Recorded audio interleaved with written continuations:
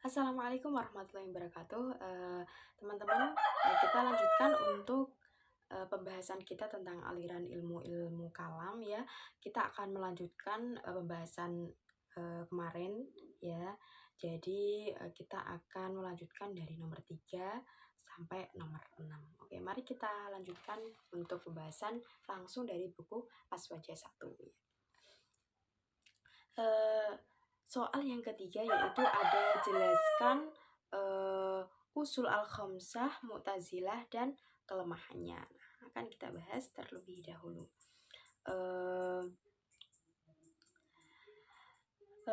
Sahabat semua ya, semoga kita dalam lindungan Allah Subhanahu wa taala. Nah, 4 pembahasan yang penting berakar dan sejarah pemikiran Islam, yaitu berawal dari doktrin rasional Mu'tazilah, konsep tauhid menurut Wahabi dan Aswaja, sampai bahaya mengkafirkan sesama muslim.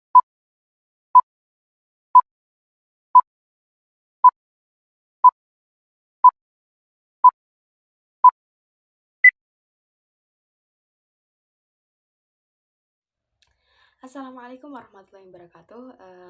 Teman-teman, kita lanjutkan untuk pembahasan kita tentang aliran ilmu-ilmu kalam ya. Kita akan melanjutkan pembahasan kemarin ya. Jadi kita akan melanjutkan dari nomor 3 sampai nomor 6.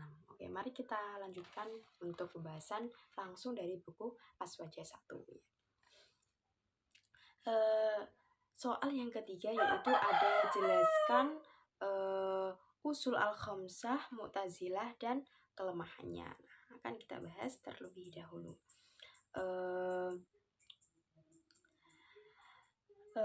Sahabat semua ya, semoga kita dalam lindungan Allah Subhanahu wa taala. Nah, 4 pembahasan yang penting berakar dan sejarah pemikiran Islam, yaitu berawal dari doktrin rasional Mu'tazilah, konsep tauhid menurut Wahabi dan Aswaja, sampai bahaya mengkafirkan sesama muslim. Mari kita mulai dengan salah satu aliran rasional dalam sejarah Mu'tazilah.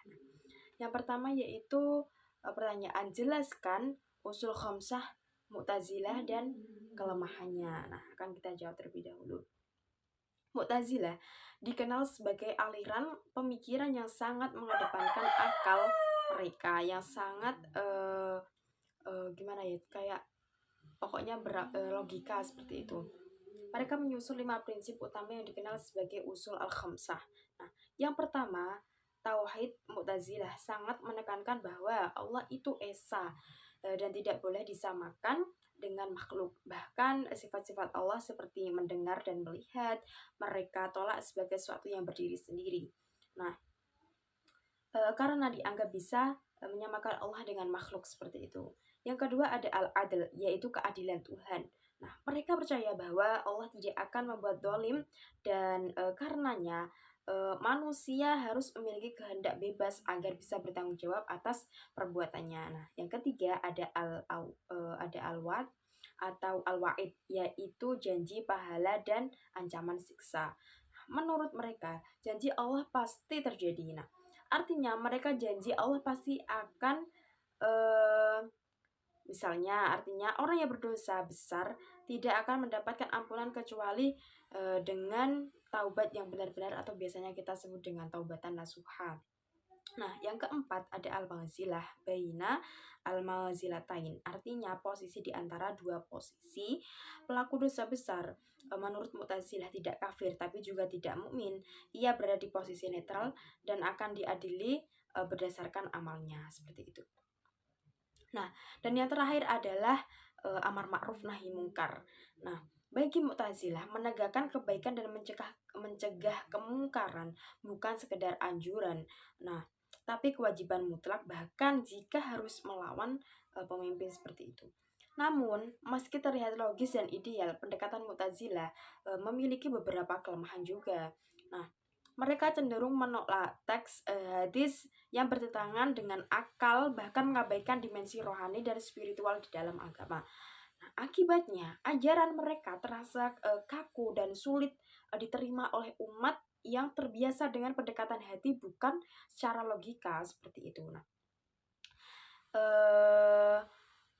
kita akan jawab pertanyaan yang keempat, yaitu jelaskan perbedaan konsep tafwid Wahabi dan konsep tauhid aswaja. Nah, kita lanjutkan ke pembahasan yang sering menjadi topik hangat ya teman-teman, tauhid menurut Wahabi dan aswaja seperti itu. Wahabi atau pengikut gerakan Muhammad bin Abdul Wahhab ya, membagi tauhid menjadi 3 bagian. Nah, tauhid rububiyah, bahwa hanya Allah yang menciptakan dan mengatur alam, dan tauhid uluhiyah, bahwa hanya Allah yang berhak disembah sehingga segala bentuk perantara dianggap syirik. Nah, ada tauhid afwal wa sifat, yaitu memahami nama dan sifat Allah sebagaimana adanya tanpa takwil. Pendekatan Wahabi sangat literal dan tekstual.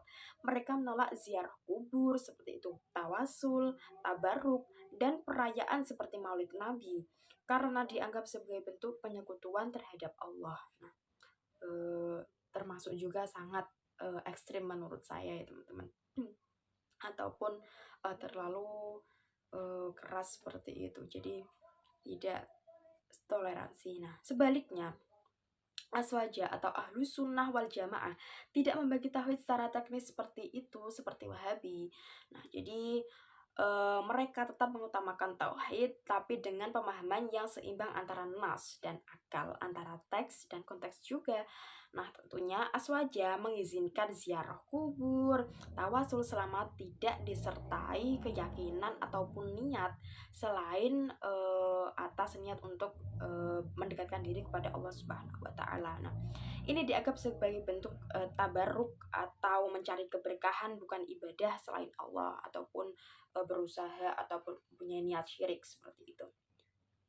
Nah, Aswaja juga membuka ruang untuk takwil terhadap ayat-ayat sifat selama itu demi kemaslahatan dan menghindari penyerupaan Allah dengan makhluknya. Ya, dengan demikian kita bisa melihat bahwa perbedaan ini muncul dari cara memahami teks. Wahabi lebih keras dan tegas, sedangkan Aswaja lebih lentur dan kontekstual. Seperti itu, kita itu lebih fleksibel.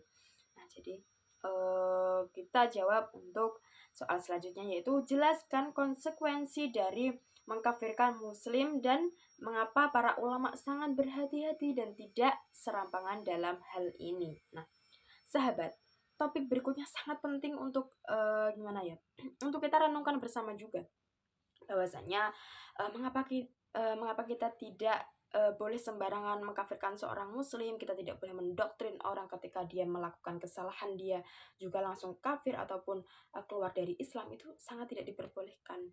Jadi mengatakan seorang kafir adalah perkara yang sangat besar ataupun sudah fatal ya teman-teman. Jadi itu bukan sekedar vonis, namun bisa berujung pada kekerasan, diskriminasi, bahkan pembunuhan juga. Mungkin kalau kita katakan seorang itu kafir, nah dia tidak terima terhadap kita bisa mendapatkan imbasnya juga seperti itu.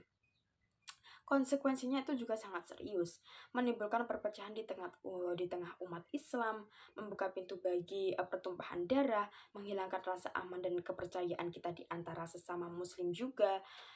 Para ulama dari zaman dulu ya sangat berhati-hati dalam hal ini. Mereka mengikuti prinsip jika ada 99 kemungkinan seorang masih muslim dan hanya satu kemungkinan ia kafir, maka kita tidak tetap boleh mengkafirkannya. Jadi mungkin dia baru melakukan satu kesalahan tapi kita sudah mendoktrin dia sebagai kamu kafir dan lain sebagainya, itu tidak diperbolehkan. Seperti itu. Rasulullah Shallallahu Alaihi Wasallam sendiri bersabda bahwa siapa yang mengatakan saudaranya kafir padahal ia tidak kafir, maka kata itu akan kembali kepadanya sendiri. Nah, Rasulullah pun sudah bersabda, maka mari kita jaga lisan dan jaga hati kita, jangan sampai semangat membela agama membuat kita justru mencederai ukhuwah Islamiyah. Nah, kita akan bahas yang terakhir, yaitu jelaskan kelemahan konsep tauhid Wahabi yang membagi tauhid menjadi 3. Nah, terakhir kita akan membahas secara khusus Nah, kelemahan dan konsep tauhid Wahabi dan membaginya menjadi 3 ya teman-teman. Meskipun kelihatannya sistematis, pembagian ini tidak ditemukan dalam kitab-kitab klasik para ulama terdahulu. Ia muncul belakangan dan tidak diajarkan oleh Imam Abu Hanifah atau bisa kita sebut Imam Hanafi, Imam Malik, Imam Syafi'i maupun Imam Ahmad. Masalahnya, pembagian ini sering dijadikan dasar untuk mengklaim tauhid yang benar-benar hanya versi mereka. Akibatnya praktik-praktik umat yang sudah turun-temurun seperti tawasul atau maulid dianggap bid'ah, bahkan syirik seperti itu. Nah, hal ini juga menutup pintu terhadap tasawuf yang padahal menjadi bagian penting dalam perjalanan spiritual umat Islam selama berabad-abad. Nah, konsep tauhid Wahabi yang kaku juga membuat ajaran Islam terasa keras dan kering, serta kurang memberinya ruang pada konteks budaya cinta dan tradisi lokal kita terhadap umat Islam sendiri atau saudara-saudara kita. Nah, sahabat semua, dari 4 pembahasan ini kita belajar satu hal penting, ya, bahwa Islam adalah agama yang kaya. Ia membuat akal dan hati, teks ataupun konteks dalil di dalam cinta. Baik Mu'tazilah, Wahabi, maupun Aswajah semua punya kontribusi masing-masing. Tapi juga tugas kita hari ini adalah memahami, bukan menghakimi. Semoga kita termasuk golongan yang menjadi lisan, menghormati perbedaan dan senantiasa menjadi kebenaran dengan ilmu dan kasih sayang. Oke, terima kasih teman-teman sudah menyimak video saya penjelasan dari beberapa aliran ilmu kalam. Terima kasih. Sampai jumpa juga di video selanjutnya.